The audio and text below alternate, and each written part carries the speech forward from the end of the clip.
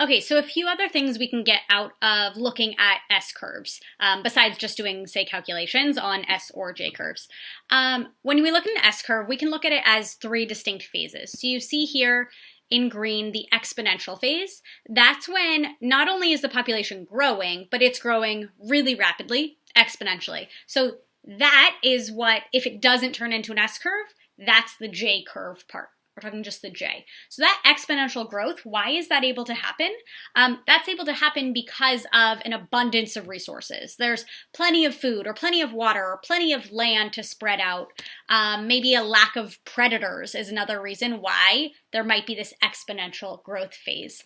You can think of not just the abundance of resources, but also if you think back to Yellowstone, why there was this abundance of deer was the lack of the wolves was one of the reasons. So lots of resources or lack of predators were in the exponential phase. Then eventually we get to this transitional phase, this what's labeled in blue, where the graph is still going up. It's still increasing in population, but it's a much less steep slope. So it's a gentler growth in population. It's not exponential. Still growth, but that growth is slower because resources become more limited. Whether it's because of the abundance of the population or other factors, now there aren't enough resources to go around. And then eventually we reach that plateau phase. That's where we hit the carrying capacity. It might oscillate around like Ms. Prater talked about, but that's when our population size has reached its carrying capacity. And the resources that are available are enough to sustain that population. So why is it that at some point the growth gets limited or slowed down? What slows that population growth? We can break that into two categories. So either density dependent or density independent factors. Essentially, some things limit growth because of the number of that species, because of the size of the population, and those things will limit the growth more and more and more as there are more individuals.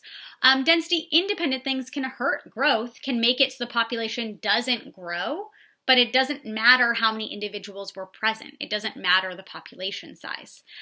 Most factors you're thinking of are probably density dependent. Density independent factors, here I have some examples on the next slide. Density independent factors over on the right there, we're looking at things like natural disasters, effects of pollution, temperature. If there was a asteroid or a meteor or a comet that came and killed a whole bunch of the population, that's going to limit growth, but that's not because of the size of the population.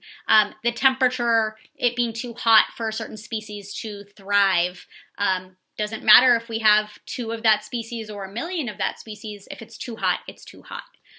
Whereas the things that probably come to mind of when we say limiting resources, competition for food, for water, there's only competition for those things if you have a lot of individuals. So they are density dependent. They depend on how many individuals are present, the size of the population. Predation also, if there are more animals present versus fewer animals present, that's going to affect how much they can alter your population size. Disease spreads much more easily in a larger population. So the number of individuals affect, here going back to these definitions there, the number of individuals, density dependent, affects how limiting that factor is.